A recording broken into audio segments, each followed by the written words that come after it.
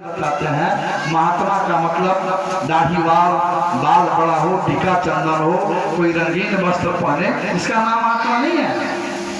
एक तो महात्मा कभी अपने को सिद्ध ही नहीं करते, दर्शाते ही नहीं कि महात्मा। तो सीधा साधा वेशभूषा था तो अब इधर से परमहंस जी जा रहे हैं, उधर से तोता गुरुआ रहे हैं। तो एक आदमी कहीं जा रहा है, एक आदमी आ रहा है, तो कहीं ना कहीं बिलगा होगा ना, आदमी टच करेगा। तो जैसे दोनों करीब आए तो परमहंस जी साइड देके निकलने वाले थे, सोचे कि साइड देके निकल जाए, लेकिन जैसे ही दाहिने मुड़े परमहंस जी उधर, तोता गुरु उधर घुस गए, फिर इधर घस गए तो फिर इनके सामने। तब परमहंस जी ने पूछा, आप हमारा रास्ता क्यों रोक रहे हैं? हमसे क्या कोई बात है? हाँ, तुम्ही से मिलने आया है। तो मिल लिए, हम तो आपको नहीं जानते। कहाँ भले तुम हमको न जानो, मैं तो तुमको जानता हूँ। ठीक है, जानते होंगे, बोलिए बात क्या है, तुमको दूर जाना है। और उनको था कि माँ काली के अलावा दुनिया में कुछ सूझता ही नहीं था। उनको इतना ही सब बेकार लगता था कि कौन आदमी आ गया, इसका दर्शन कर। तोता गुरु ने कहा, देख बेटा, मैं तेरे लिए ही आया हूं। मेरे लिए कुछ लेना देना है? हाँ, लेना तो नहीं है, तुझे कुछ देना है। अरे हमको आप क्या दीजिएगा? आप हमको कुछ दे सकते हैं? कहा, मैं देने के लिए ही यहाँ तेरे पास आया हूँ। लीजिए हम बोले, नहीं होता कि आदमी पिंड छुड़ा ले। कहे कि बेटा, तुम हमसे दीक्षा ले लो, वो अमोलक दौलत ले लो जिसकी साधना करके तुम जन्म मरण से मुक्त हो सकते हो। अब परमहंस जी का माथा ठनका। कहे आप जानते हैं हमको, हम कौन है? आप तो बोल दिए कि हम जानते हैं। तुम जानते हैं कौन है? आपको मेरे बारे में है पता? आगे बढ़िए, किसी दूसरे के पास जाइए। हाँ, हम आप ही के लिए आए हैं। चाहे आपको जो देना हो किसी को दे देना। आप नहीं जानते हो तो सुनिए, मैं माता काली का परम उपासक हूँ और केवल ऐसे मनगढ़ंत पूजा नहीं करता। माता काली को अपनी साधना के बदौलत घूस करके वो वरदान प्राप्त कर लिया है कि जब जहाँ चाहूँ माता काली को बुला सकता हूँ। उन्होंने बहुत पहले हमको कहा है कि बोल बेटा क्या चाहिए, तो मुझे किसी चीज की जरूरत नहीं है। जितना बोलना था बोले। तो तोता गुरु ने कहा, मैं वो चीज दूंगा जो तेरी काली माता नहीं दे सकती। मैं वो चीज देने आया हूं, इसके अलावा भी कोई चीज है?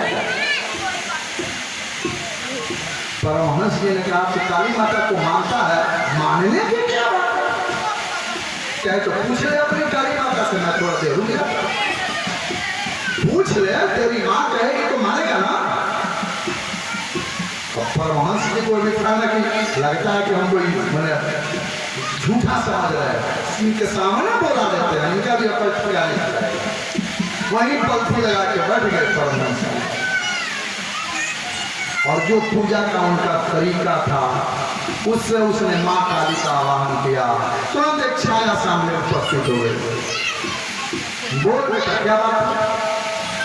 दंडोत प्रणाम किया। कहा, माता जी महात्मा को पहचानते हैं? तो काली माता ने देखा, वो भी प्रणाम किया उनको।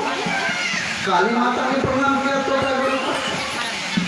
कहे, माता जी आप उनको जानती हैं? कहे, हाँ बेटा जानती हूँ। तो ये बोल रहे हैं कि तुम हमसे दीक्षा ले लो, वो अमोलक दौलत ले लो जिसके बगैर तेरा कल्याण संभव नहीं है। और इन्होंने तो यहाँ तक बोल दिया कि मैं जो देने आया हूँ तेरे काली माता के पास नहीं है। हमने जब इनसे कहा कि दुनिया की सारी चीजें मेरी माँ देने को तैयार है, हमने नहीं लिया, ठुकरा दिया। तब इन्होंने कहा कि जो चीज मैं दूंगा वो तेरे काली माता के पास नहीं है। ये कह रहे हैं कि जब से इनसे दीक्षा न लूंगा मेरा कल्याण संभव नहीं है। माता जी क्या बात सत्य है? उसने कहा हाँ बेटा, आज तेरा सौभाग्य खुलने वाला है, तू उनसे दीक्षा ले ले, बैठ जा इनके चरणों में, तब तेरा कल्याण होगा। अब परमहंस जी ने माथा पकड़ लिया। माता जी आप कह रही हैं कि मैं इनसे दीक्षा लूं, आपकी बारी है। आज 40 साल से मैं आपकी पूजा करता रहा, आप ही को सब कुछ मानता रहा, आपकी याद में हमने दुनिया को देखना छोड़ दिया, और आपने कभी ये नहीं कहा कि बेटा तेरा कल्याण मुझसे नहीं होगा, किसी फकीर को खोज ले, किसी माता को। और आज जब ये बोल रहे हैं तब आप कह रही है काहे हमको 40 साल भरमा कर रखी अपने पास। हमने 40 साल तक तेरी मंदिर में पूजा किया, तेरा मंदिर सफाई किया, तुझे भोग लगाया, जल चढ़ाया, तेरे पट चढ़ाया, क्या उसके बारे में मतलब रहा? जब हमारा कल्याण इस महात्मा के पास है तो हमने इतने दिनों से जो आपकी पूजा की सब इस आज ये न मिलते तो मैं अंत में इसी संसार में जन्म मरण के चक्कर में उठता। माता जी आपने ऐसा क्या किया? जितना बोलना था बोला। तब माता काली ने कहा बेटा जैसा तू समझता है वैसा बात नहीं है। तूने अन्य भाव से मेरी पूजा की, तुमने मेरे सिवा किसी को नहीं माना। इस बात को मैं स्वीकार करती हूँ, और तेरी उसी पूजा से मेरा मन जब गदगद हो गया तो मैं रोज जाके इनके चरणों में हाजिरी लगाती थी कि एक मेरा शिष्य है, वो मुझको छोड़ के किसी और का ध्यान नहीं करता, तो उसका निस्तार आपके हाथ में है।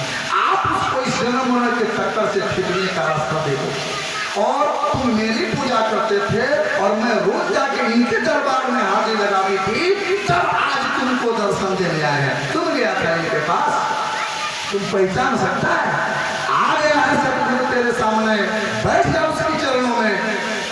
तुमने मेरी पूजा किया है तब हमने ऐसा मुंह पैदा किया है, तब मैंने तेरे को उस मुकाम पर लाया है। मैं जाके सतगुरु को वहां से प्रार्थना करके तेरे पास लाई, एक मेरा शिष्य है, इसका उद्धार कीजिए। अरे मेरे धर्म प्रेमी माई बंधु, हमने क्या समझा सतगुरु को? सतगुरु होते क्या है, उनका काम क्या है? हमने तो संसार के देवी देवताओं को सर्वोच्च समझा। आपके रामचरितमानस में लिखा है इंद्रिय द्वार झरोखा नाना, कह कह सुर बैठे करी थाना, आवत देखी जब विषय बयारी, झट के देही कपाट हो गए। ये घर है, घर के जो भी मालिक होंगे एक चौकीदार रखते हैं ना कि रात को कोई खजाना लूट न ले जाए, और चौकीदार का काम क्या है? चोर को देखे तो पहरा पर अलर्ट हो जाए, किवाड़ बंद कर दे, जो बचाने का संसाधन है उसको